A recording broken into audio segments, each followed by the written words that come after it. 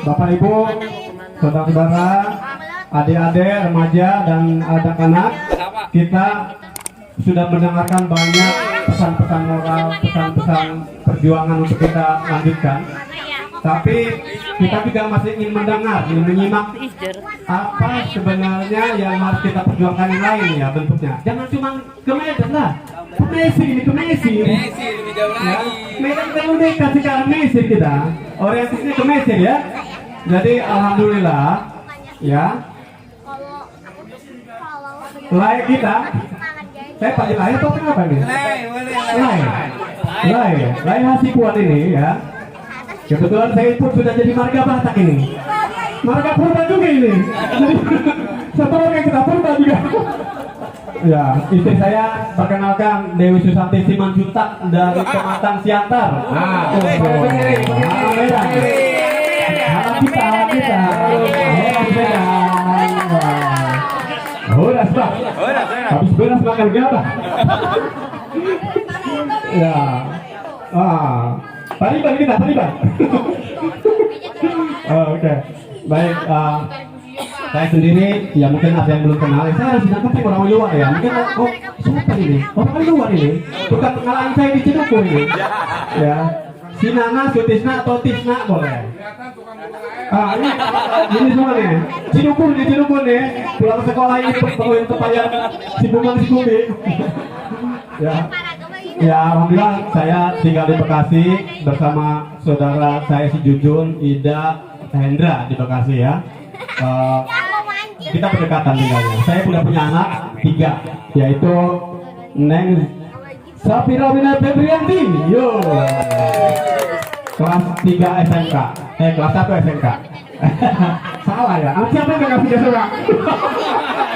Anak orang sama saya, anak saya kan ini. Terus yang kedua kelas 3 SMP. Ini beda tahun doang. Namanya Zahra Anissa Maisanti. Mana yuk Zahra? Si manjutaknya nggak boleh kan? Dan bapaknya baru purba ya, apa marga purba ya? Kita pilih margain lah. Ya. Terus yang ketiga si bungsu mana? Si bungsu si ganteng si ganteng si bungsu Najwan Dewi Satria. Panggilnya di kelas 4 SD. Ya, kalau ada yang main ke Bekasi mungkin malah hampir ke Villa Mas Enggak. Dan saya juga alhamdulillah diberikan berkah menindaklanjuti Pak Aki ya, Aki Narawi. Saya juga jadi Pak RT juga nih. Sudah kedua PRT ini. Semangat 3 periode. Ustaz Al-Kemet. Baik, kita udah cukup kenalan ya. Nanti kita lanjut lagi. Sekarang kita dengarkan mungkin sebenarnya ini motivasi ya. Tapi mungkin juga ada nilai-nilai kandungan ininya ya, tausiahnya karena beliau ini ustad. Ya. Kecil-kecil tapi ustad. Maksudnya kecil-kecil di bawah saya, ya kan? Al-Ustad. Udah gitu-gitu udah sarjana loh. Sarjana LC gelarnya. LC dari Mesir ya. Ya kita undang ya, kita sebutkan dulu profilnya. Nama Maulana Hasan Hasibuan LC ya. LC itu lecturer apa ya? Culture ya. Ya, jadi sarjana agama dari Mesir, dari Universitas Al-Azhar Kairo. Beliau lahir di Tangerang 17 September 97. Kemudian SD-nya di Muhammadiyah, SD Muhammadiyah Perumahan Cendana Asri. MTS-nya di Pondok Pesantren Al-Raudatul Hasanah. MA-nya di Pondok Pesantren Al-Raudatul Hasanah. Lalu lanjut kuliah beliau sempat di Universitas Islam Negeri Sumatera Utara, USU. Bukan USU ya? UIN. Universitas Islam Negeri Sumatera Utara, tapi keren loh, masuk negeri loh. Ya kan? Jurusan Ekonomi Islam, tapi nggak sampai kelar. Ya, kelarnya ternyata beliau di luar negeri. Saya juga luar negeri, lulusan luar negeri, masuknya swasta. Gitu. Masuk negeri lulusnya di swasta, luar negeri ya. Nah, beliau ini lulusan dari Universitas Al-Azhar Kairo Mesir, jurusan ilmu hadis. Wah, keren banget. Tahun 2016 sampai 2021 dan beliau ini beasiswa loh. Ya, mengalahkan mungkin ribuan, puluhan ribu atau mungkin jutaan orang Indonesia yang ingin dapat kuliah di Mesir, di Kairo, di Al-Azhar. 2.000 orang. kuotanya 2.000 orang ya setahun dari Mesir. Jadi ini buat kita nih yang nggak tahu nih kuliah di negeri gimana, di luar negeri gimana, mungkin nanti belum bisa cerita. Gimana bisa dapat beasiswa di luar negeri? Kairo Mesir yang jadi rujukan semua ulama sedunia, ya kan? Karena peradaban Islamnya sangat kuat. Beliau juga aktif di organisasi, jadi ketua ikatan keluarga Ar-Raudatul Hasanah Sabang Mesir. Gitu. Lalu kemudian ketua majelis permusyawaratan anggota himpunan mahasiswa dan masyarakat Sumatera Utara di Mesir. Sekretaris majelis permusyawaratan anggota himpunan mahasiswa dan masyarakat Sumatera Utara di Mesir. Anggota tetap kajian eksklusif Asyafir HNMSU Mesir. Dan anggota pusat kajian ekonomi Islam atau PAKEIS Ikatan Cendekiawan Muslim Indonesia, organisasi Satuan Kairo Mesir. Masya Allah, ini luar biasa. Banyak aktivitas, belajarnya juga pasti kuat, organisasi juga kuat. Ayo kita maju dengan seperti beliau.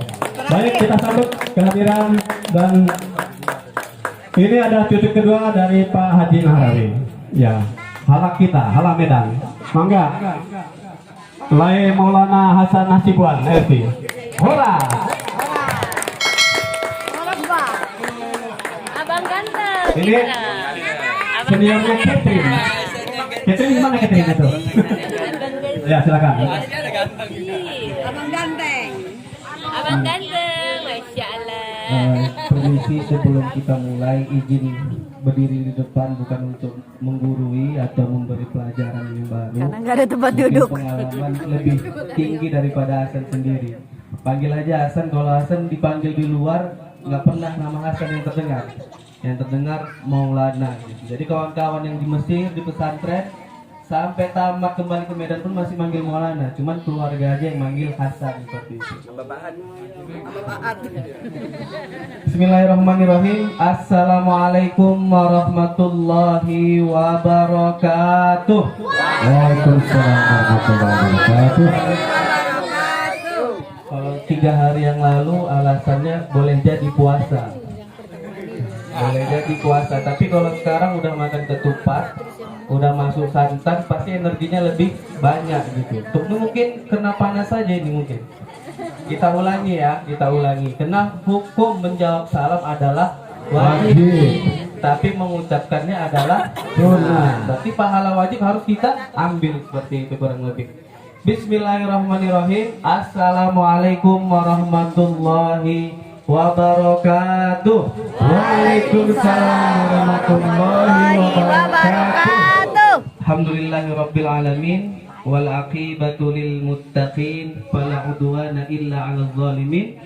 Wassalatu wassalamu ala asrafil anbiya'i wal mursalin sayyidina wa maulana Muhammadin wa ala alihi wa ashabihi wa man tabi'ahu bi ihsanin ila yaumiddin, amma ba'du. Yang saya hormati Aki, Nin, Buyut, Mamang, Bibi, Puan-puan, Tuan-tuan, adik-adik, kakak-kakak, saudara-saudara yang nggak bisa saya sebutkan satu-satu. Intinya berterima kasih kepada Allah Subhanahu wa Ta'ala. Kita masih berkumpul di tempat ini, di kampung kita, di rumah buyut kita. Dari sinilah asal kita. Mungkin kalau nggak dari sini asal kita, kita tidak bertatap muka. Mungkin kita melihat yang lain, bukan yang ini. Maka kita bersyukur tepat pada hari ini di tahun 2022 Allah memberikan kita nikmat berkumpul sebagai saudaranya, berkumpul sebagai saudara seiman. Itu yang lebih nikmat. Kenapa? Mungkin kalau Allah tidak menakdirkan kita nggak seiman, bisa jadi hari ini bukan hari raya kita. Bisa jadi kita hari raya di bulan Desember atau selainnya. Maka dari itu dengan mengucapkan alhamdulillahirabbil alamin, kita sama-sama bersyukur pada Allah, kita dijadikan saudara, kemudian dijadikan saudara seiman dan berkeluarga di jalannya. Amin amin ya rabbal alamin. Bersalawat kepada Nabi Muhammad sallallahu alaihi wasallam dengan mengucapkan Allahumma shalli wa sallim wa barik alaihi. Dengan perjuangannya juga kita hari ini bertatap muka. Kenapa? Kalau nggak Islam, kayak saya bilang tadi, mungkin saja kita agamanya Hindu karena di Jawa. Mungkin saja kita agamanya Buddha karena di Jawa. Karena asal usul kita di sini nih. Apalagi Cirebon itu kan terkenal tuh dari sunan-sunan yang ada datang saat itu. Kalau tidak adanya Islam, mungkin saja kita agamanya agama Jawa seperti itu. Maka dengan itu kita berselawat kepada Nabi, mudah-mudahan syafaat yang beliau berikan kepada kita nanti di masa kelak kita dapatkan dan berkumpul seperti ini, berkumpul bertatap muka bersama keluarga kita, kemudian bersama ayah ibu kita, bersama buyut dan kakek kita sebagai umatnya. Yang mana nanti mendapatkan syafaat, kemudian masuk surga bersama-sama. Amin. Amin ya Allah ya Rabbal Alamin. Sebenarnya kalau dalam keluarga Hasan pribadi sedikit sedikit tidak ingin memberi materi, tapi lebih kepada pengalaman, bercerita ke pengalaman saja nih. Jadi kemarin alhamdulillah dapat kesempatan di bulan Ramadan selama 9 hari menemani Syekh Abdullah Jaber, adik kandung dari almarhum Syekh Ali Jaber. Jadi Hasan buat penelitian di situ selama 9 hari dari tanggal 12 sampai tanggal 21. Di tanggal 18 itu kebetulan dapat titik di dekat rumah. Dari tanggal 12 sampai tanggal 17 tim, kemudian kawan, kemudian Syekh sendiri yang saya temani mengatakan antum ini pede gitu. Pede kenapa? Berani menyampaikan materi apa yang saya sampaikan dan kamu terjemahkan. Tapi waktu di titik tanggal 18 itu di keluarga sendiri saya nervous, ilfil gitu, nggak berani, nggak tahu kenapa. Kata saya sendiri, kamu kenapa malu? Saya diingatkan, kenapa malu? Karena di sini kampungku, saya bilang. Makanya ini sebenarnya masih nervous ini, karena kampung saya gitu. Aki, paman, kemudian yang lain-lainnya lah, seperti itu. Maka banyak juga dai-dai sebenarnya seperti ustadz-ustadz yang besar mengatakan kalau kita kembali ke kampung, yang kita coba adalah pertama keluarga sendiri. Maka ketika keluarga sendiri kita sudah lewat, maka kedepannya akan mudah. Ini Hasan sama keluarga sendiri ini masih nervous ini, masih ilfil, masih malu-malu. Makanya terkadang diam, terkadang merhatikan keadaan gitu. Jadi bukan karena nggak heboh, tapi karena memperhatikan. Karena keluarga itu harus dipahami lebih dulu daripada nanti masyarakat umumnya seperti itu. Ada satu hikmah yang Hasan ambil ketika kuliah di Mesir selama 5 tahun. Hikmah pertamanya itu dapat di tahun 2017. Ketika itu masuk untuk kajian di dalam kuliah. Dari di universitas itu ada kajian, ada ada majelis. Di dalam majelis itu Hasan belajar ilmu tajwid. Kesempatan itu guru dan syekhnya meminta waktu itu, coba sebutkan 5 keturunan atau garis keturunan dari bapak dan dari mama. Berarti ada 4 garis keturunan. Karena bapak ada 2, nenek kakek, kemudian mama ada nenek kakek juga. 5 ini kamu sebutkan dan kamu hafalkan. Singkatnya cuma dapat sampai 3 hari itu. Karena di situ juga diminta. Tapi setelah keluar majelis itu langsung kabarin di grup keluarga, coba minta silsilah keturunan seperti itu. Apa hikmahnya? Rupanya orang Arab sendiri mengambil tradisi Islam yang sangat dipegang ketat sampai hari ini, yaitu sanad keilmuan. Tapi mereka itu ibarat kata rasis kepada keturunan. Jadi makanya sampai sekarang di Indonesia itu ada Habib, mereka bangga dengan marga tersebut. Kenapa? Garis keturunan itu mereka pegang. Tapi kita yang tidak ada garis keturunan sama orang Arab, apa yang kita ambil? Garis keilmuan. Kenapa? Garis keilmuan akan sampai kepada Rasulullah Sallallahu Alaihi Wasallam. Kenapa saya bilang seperti itu? Singkatnya seperti ini. Islam, agama yang turun langsung dari Allah melalui perantara malaikat Jibril. Kemudian malaikat Jibril mengajarkannya kepada siapa? Kepada Nabi Muhammad SAW. Kemudian Nabi Muhammad mengajarkannya kepada siapa? Kepada para sahabat. Kemudian para sahabat mengajarkan kepada siapa? Kepada para tabi'in. Kemudian para tabi'in mengajarkannya sama siapa? Kepada tabi'ut tabi'in. Kemudian tabi'ut tabi'in mengajarkannya kepada siapa? Kepada salafus soleh. Kemudian kepada ulama-ulama di zaman-zamannya, ada 3 zaman. Seperti itu kurang lebih. Dan sampai kepada kita sebagai sanad keilmuan. Maka yang paling penting saat itu Hasan ambil pelajarannya adalah bagaimana generasi kita setelahnya baca Al-Qurannya sama seperti apa yang dibaca Rasulullah ketika bertalaki dan diajari oleh Jibril. Mohon maafnya, Hasan pandai baca Al-Fatihah yang baik dan benar umur 24 tahun. Umur 24 tahun. Kenapa seperti itu? Singkat cerita, setelah tamat kemarin, udah 3 kali sebenarnya ikut kajian tajwid. Tapi belum tahsin, belum memperbaiki bacaan Al-Quran. Jadi seorang teman mengatakan coba berguru sama Syekh. Saat itu nama Syekhnya Ahmad Dasuk Kahila. Dia mempunyai ilmu 17 qiraat. Yang rajih ada 7, yang dibenarkan oleh syariat ada 7, yang disepakati dan ada ikhtilaf sedikit ada 10, kemudian yang disepakati dan ada ikhtilaf di dalamnya ada 17 qiraat. 17 qiraat tentang Al-Quran. Saat itu masuklah Hasan ke markasnya, ke ruangan belajarnya. Singkat cerita, kata saya, coba baca Al-Fatihah. Bacalah. Waktu itu belum tahu maksud tujuan saya tersebut. Hasan baca aja macam biasa lah. Sholat gimana, kemudian sehari-hari gimana baca Al-Fatihah, Hasan bacalah. A'udzubillahi minasyaitonirrajim. Saya biarin sampai akhir. Lanjut baca Al-Baqarah. Bismillahirrahmanirrahim. Alif lam mim. Sampai di ayat wabasyiril ladzina amanu. Berhenti kata Syekh. Kenapa berhenti Syekh? Kamu tidak sama sekali mengetahui tentang hukum dan apapun yang setelah kamu baca tadi. Ya terdiam lah kan. Udah tamat kuliah di posisinya. Udah tamat itu di bulan 7 saat itu. Udah tamat kuliah. Yang kita rasa saat itu pandai baca Quran. Cuman sampai ke guru, kok gini dibilang gurunya, belum ada apapun ini bacaanmu. Singkat cerita duduk 3 jam. Dari jam 9 pagi sampai jam 2. Maksudnya itu 3 jam itu pelajaran formalnya ya. Ada istirahatnya. Singkatnya duduk 3 jam selama 3 hari untuk membahas dan membaca bagaimana Al-Fatihah yang baik dan benar. Waduh, ini kelewat ini. Udah tamat pesantren satu. Kemudian udah tamat kuliah di Al-Azhar pula. Ini ngandung malu lah ini kalau pulang ke Indonesia belum tahu apa-apa gitu kan.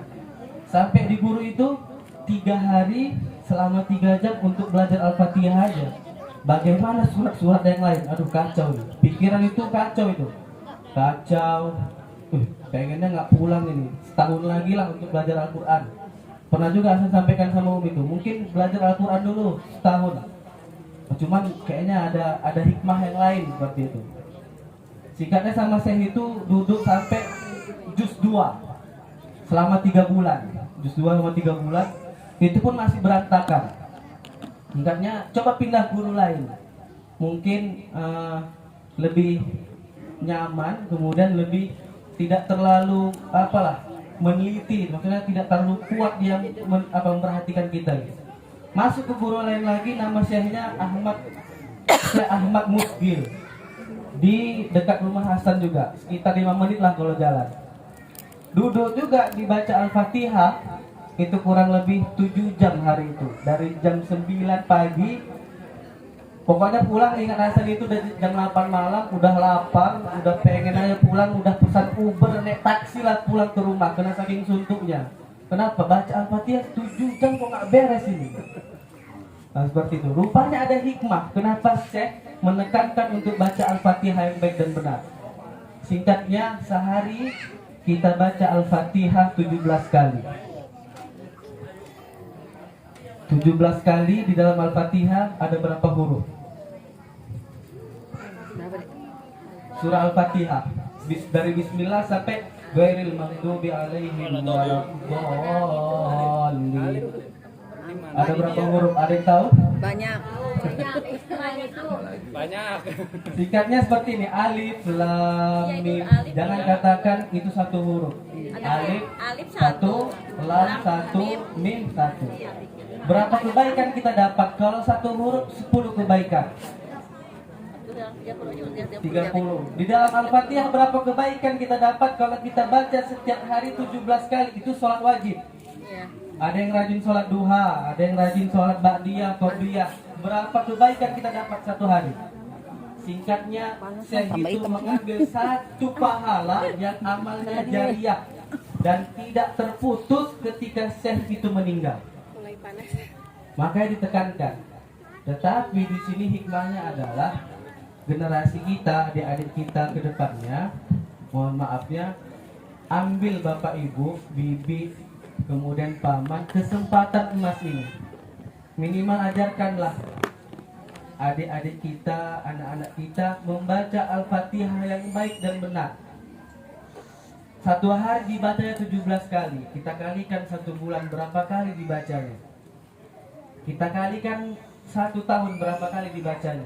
Kita kalikan seumur hidup dia berapa kali dibacanya. Kemudian dia mengajarkan kepada anaknya, berapa kali dibaca anaknya. Begitulah amal jariah yang kita terima ketika kita meninggal nantinya. Sampai kapanpun nggak akan terputus. Hadis Nabi jelas, idza mata ibnu Adam in qata'a amaluhu illa an salas. Ada 3 amal yang tidak terputus. Sedekah jariah, ilmu yang bermanfaat, kemudian waladun sholih yad'ulah, anak soleh yang berdoa kepadanya. Ini yang masih berdoa. Bagaimana anak soleh yang memberi amal jariah kepada orang tuanya. Makanya kalau bisa usahakan untuk Al-Fatihah kita ajarkan sendiri. Untuk Al-Fatihah, masa kita nguluk-nguluk ayat yang lain. Atau jangan nguluk-nguluk dulu anak kita ini untuk jadi hafiz, tapi kita belum mempelajari atau mengajarinya Al-Fatihah. Jadi kenapa Hasan pulang agak lama di bulan 12, di bulan 2 saat itu, baru siap tahsin tilawahnya di tanggal 27 bulan 1 saat itu. Itu pun sudah 1 hari itu dari jam 8 pagi sampai jam 9 malam. Di sebulan. Jadi selesai itu sekitar 5 bulan. Di sebulan terakhir dari jam 9 pagi sampai jam 8 malam.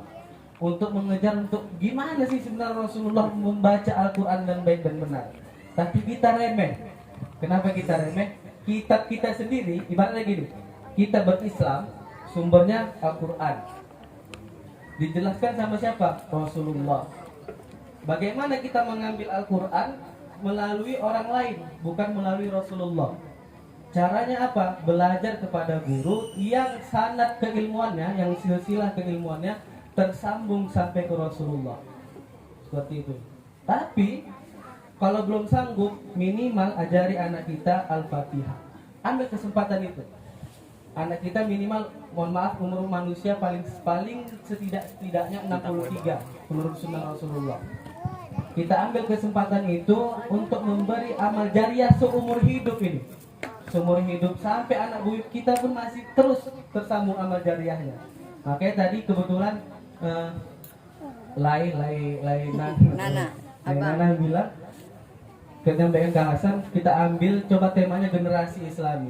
Jadi jangan jauh-jauh, generasi Islami dimulai dari rumahnya, dari rumah kita. Bagaimana dia terbentuk, bacaan Al-Qur'annya bagaimana terbentuk, kemudian paling singkatnya adalah bacaan Al-Fatihah yang baik dan benar diajarkan oleh bapak ibunya. Kenapa? Amal jariah ini diambil sama bapak ibunya. Jangan nanti anak itu belajar ke syekh dulu.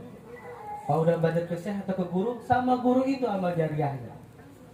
Seperti itu. Walaupun bapak ibunya sudah mengamalkan di dasar pondasinya, tapi bacaannya masih salah. Seperti itu. Kurang lebih seperti itulah yang Hasan alami sebelum pulang.